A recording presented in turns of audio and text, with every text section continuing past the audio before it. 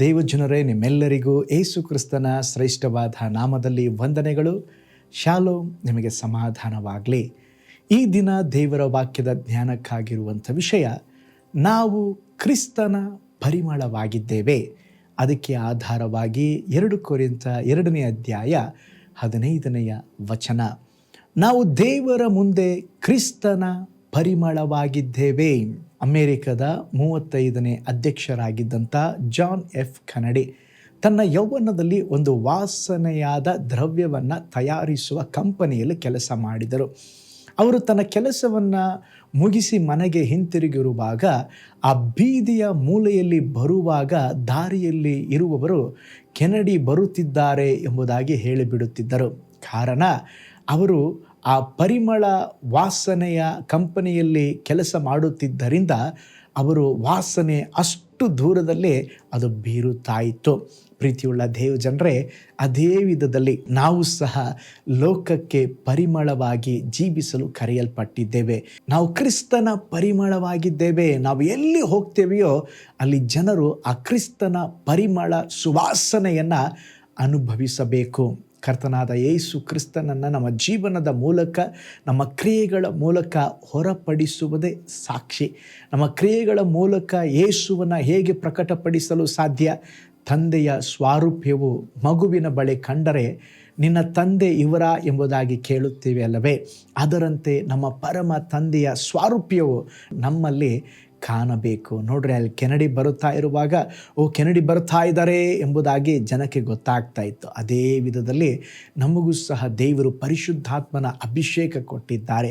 ಕ್ರಿಸ್ತನ ಧರಿಸಿಕೊಂಡಂಥ ನಾವುಗಳು ಕ್ರಿಸ್ತನ ಪರಿಮಳವಾಗಿ, ದೇವರ ಸಾಕ್ಷಿಯಾಗಿ ಸ್ತೋತ್ರ, ನಾವು ತೋರ್ಪಡಬೇಕು. ಕ್ರಿಸ್ತನ ಪರಿಮಳವಾಗಿ ನಾವು ಜೀವಿಸಬೇಕು. ಪ್ರೀತಿಯುಳ್ಳ ದೇವಜನರೇ, ಇಂದಿನ ಪ್ರಪಂಚದಲ್ಲಿ ನಾವೇ ನಮ್ಮ ಸಾಕ್ಷಿಯ ಮೂಲಕ ಕ್ರಿಸ್ತನನ್ನು ಲೋಕಕ್ಕೆ ತೋರಿಸಬೇಕು. ಹೇಗೆ ಆ ವಾಸನೆ ದ್ರವ್ಯವು ಜನರನ್ನು ಆಕರ್ಷಿಸುತ್ತದೋ ಅದರಂತೆ ನಮ್ಮ ಶುದ್ಧವಾದ ಒಳ್ಳೆಯ ಮಾತು, ನಮ್ಮ ನಡತೆ ಸ್ತೋತ್ರ ಮತ್ತೊಬ್ಬರನ್ನು ಕ್ರಿಸ್ತನ ಕಡೆಗೆ ನಡೆಸಬೇಕು. ಜನ ನಮ್ಮನ್ನು ನೋಡಿ ಹೇಳಬೇಕು, ನಿಮ್ಮನ್ನು ನೋಡಿದರೆ ಯೇಸುವನ್ನು ನೋಡಿದ ಹಾಗೆ ಆಗುತ್ತಾ ಇದೆ ಎಂಬುದಾಗಿ ಜನರು ನಮ್ಮ ಕುರಿತಾಗಿ ಹೇಳಬೇಕು. ಸ್ತೋತ್ರ. ಹಾಗಿರೋದಾದರೆ ಕ್ರಿಸ್ತನ ಪರಿಮಳವಾಗಿ ನಮ್ಮ ಜೀವಿತದಲ್ಲಿ ಜೀವಿಸೋಣ. ಆ ಸುವಾಸನೆ ಉಳ್ಳ ಜೀವಿತವನ್ನು ಬೇರೆಯವರೆಗೆ ಹಂಚೋಣ. ಕರ್ತನು ನಿಮ್ಮನ್ನು ಬ್ಲೆಸ್ ಮಾಡಲಿ. ಪ್ರಾರ್ಥನೆ ಮಾಡಿಕೊಳ್ಳೋಣ. ಪರಲೋಕದಲ್ಲಿ ವಾಸ ಮಾಡುವ ನಮ್ಮ ತಂದೆಯಾದ ದೇವರೇ, ನಿನ್ನ ವಚನದಲ್ಲಿ ನಾವು ನೋಡಿದ ಹಾಗೆ ನಾವು ಕ್ರಿಸ್ತನ ಪರಿಮಳವಾಗಿದ್ದೇವೆ. ಹೌದಪ್ಪ, ಈ ಲೋಕಕ್ಕೆ ಉಪ್ಪಾಗಿದ್ದೀರಾ, ಬೆಳಕಾಗಿದ್ದೀರಾ, ಸಾಕ್ಷಿಯಾಗಿ ಜೀವಿಸಿ ಎಂಬುದಾಗಿ ಹೇಳಿದ್ದೀರಾ. ನಿನ್ನನ್ನು ಧರಿಸಿಕೊಂಡಿರುವಂಥ ನಾವುಗಳು ಸ್ವಾಮಿ, ಹೋಗುವ ಎಲ್ಲ ಸ್ಥಳಗಳಲ್ಲಿ ನಿನ್ನ ದೇವರೇ ಸ್ತೋತ್ರ ಎಸಪ್ಪ, ಕ್ರಿಸ್ತನ ಪರಿಮಳದ ಸುವಾಸನೆಯನ್ನು ಎಲ್ಲ ಕಡೆಗೆ ಸ್ವಾಮಿ ಹಬ್ಬಿಸಲಿಕ್ಕೆ ನಮಗೆ ಕೃಪೆ ಕೊಡ್ರಿ. ಈ ವಿಡಿಯೋನ ವಾಚ್ ಮಾಡಿದ ಪ್ರತಿಯೊಬ್ಬರನ್ನ ಬ್ಲೆಸ್ ಮಾಡಿರಿ. ಈ ದಿವಸ ಅವರ ಕೆಲಸಕ್ಕೆ ಹೋಗುವಾಗ ಬರುವಾಗ ನಿನ್ನ ದೇವರ ಸಂರಕ್ಷಣೆಯ ಹಸ್ತ ಅವರ ಜೊತೆಯಲ್ಲಿ ಇರಲಿ. ಎಷ್ಟೋ ಜನರು ಕಷ್ಟದಲ್ಲಿ, ವೇದನೆಯಲ್ಲಿ, ದುಃಖದಲ್ಲಿ ಇದ್ದಾರೆ.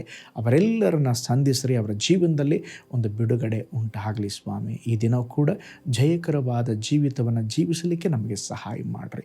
ನಮ್ಮ ಪ್ರಾರ್ಥನೆ ಕೇಳಿದ ಪ್ರೀತಿಗಾಗಿ ಸ್ತೋತ್ರ, ಯೇಸುವಿನ ಹೆಸರಿನಲ್ಲಿ ತಂದೆಯೇ, ಆಮೇನ್. Praise the lord. ಹಾಗಾದರೆ ಕ್ರಿಸ್ತನ ಪರಿಮಳ ಉಳ್ಳವರಾಗಿ ಜೀವಿಸೋಣ. ಕ್ರಿಸ್ತನ ಸುವಾಸನೆಯನ್ನು ಲೋಕಕ್ಕೆ ಹಂಚೋಣ. ಕರ್ತನು ನಿಮ್ಮನ್ನು, ನಿಮ್ಮ ಕುಟುಂಬವನ್ನು ಬ್ಲೆಸ್ ಮಾಡಲಿ. ನಾಳೆ ಮತ್ತೊಂದು ದೈನಂದಿನ ಧ್ಯಾನದಲ್ಲಿ ನಾನು ನಿಮ್ಮನ್ನು ಸಂಧಿಸ್ತೇನೆ. ನಾನು ನಿಮ್ಮ ಪ್ರೀತಿಯ ಸೇವಕ pastor Paul Joy. God bless you all. ಕರ್ತನಲ್ಲಿ ಪ್ರಿಯರೇ, ಈ ಸಂದೇಶ ಮತ್ತು ಪ್ರಾರ್ಥನೆ ನಿಮಗೆ ಆಶೀರ್ವಾದಕರವಾಗಿದ್ದರೆ, ದೇವರು ನಿಮ್ಮನ್ನು ಪ್ರೇರೇಪಿಸಿದರೆ, ನಂಬಿಕೆಯಿಂದ ಸಾಗುವ ಈ ಸೇವೆಗೆ ನಿಮ್ಮ ಅಮೂಲ್ಯವಾದ ಕಾಣಿಕೆಯನ್ನು ಬಿತ್ತಿರಿ. ಪ್ರೀತಿಯ ದೇವಜನರೇ, ವಾಯ್ಸ್ ಆಫ್ ಹೋಪ್ ಮಿನಿಸ್ಟ್ರಿಯ ವತಿಯಿಂದ ಕೋರಮಂಗಲದಲ್ಲಿ ಪ್ರತಿ ಭಾನುವಾರ ಬೆಳಿಗ್ಗೆ 9:30ಕ್ಕೆ ಕನ್ನಡ ಆರಾಧನೆ ನಡೆಯುತ್ತಿದೆ. ಆತ್ಮಭರಿತವಾದ ಆರಾಧನೆ, ಮನಮುಟ್ಟುವ ಸಾಕ್ಷಿ, ಬಲಪಡಿಸುವ ದೇವ ಸಂದೇಶ. ಬನ್ನಿ, ನಮ್ಮೊಂದಿಗೆ ಭಾಗಿಯಾಗಿ ಕರ್ತನನ್ನು ಆರಾಧಿಸಿರಿ. ನೂತನ ತಿಂಗಳ ಆಶೀರ್ವಾದ ಕೂಟ ಪ್ರತಿ ತಿಂಗಳು ಮೊದಲ ದಿನ ಸಂಜೆ 7 ಗಂಟೆಗೆ. ಪ್ರತಿ ತಿಂಗಳು 2ನೇ ಶನಿವಾರ ಬಿಡುಗಡೆ ಉಪವಾಸ ಪ್ರಾರ್ಥನೆ ಕೂಟ ಬೆಳಗ್ಗೆ 10:30ಕ್ಕೆ. ನಿಮಗಾಗಿ ಪ್ರಾರ್ಥಿಸಬೇಕೇ? ನಿಮಗೆ ಯಾವುದಾದರೂ ಪ್ರಾರ್ಥನೆ ಮನವಿಗಳು ಇರುವುದಾದರೆ ಕೆಳಗಿನ ನಂಬರಿಗೆ ಕರೆ ಮಾಡಿ ಅಥವಾ ವಾಟ್ಸಪ್ ಮಾಡಿರಿ. ಈ ಆತ್ಮಿಕ ಸಂದೇಶಗಳು ನಿಮಗೆ ಆಶೀರ್ವಾದಕರವಾಗಿದ್ದರೆ ಲೈಕ್ ಮಾಡಿರಿ. ಇಂಥ ಅದ್ಭುತ ಸಂದೇಶ ಪ್ರತಿದಿನ ನೋಡಲು ಬಯಸುವುದಾದರೆ ಸಬ್ಸ್ಕ್ರೈಬ್ ಮಾಡಿ ಹಾಗೂ ಇತರರೊಂದಿಗೆ ಶೇರ್ ಮಾಡಿರಿ. ಕರ್ತನು ನಿಮ್ಮನ್ನು ನಿಮ್ಮ ಕುಟುಂಬವನ್ನು ಆಶೀರ್ವದಿಸಲಿ.